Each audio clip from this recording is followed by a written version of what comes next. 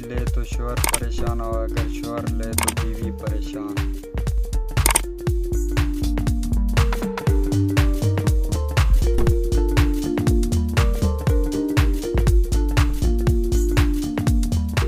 जवाब है खराटे।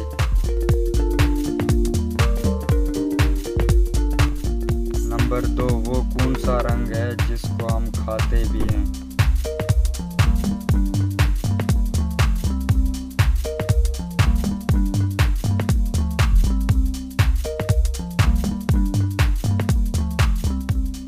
जवाब है ऑरेंज।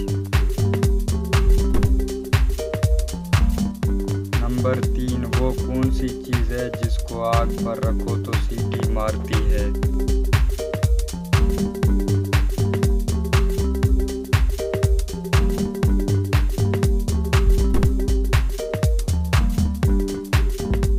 जवाब है प्रेशर कुकर।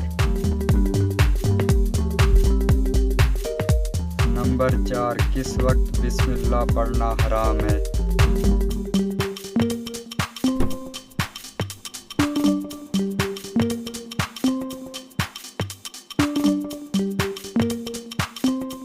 जवाब है हराम का काम करते हुए। नंबर 5, क्या गिलहरी अंडे देती है या बच्चे?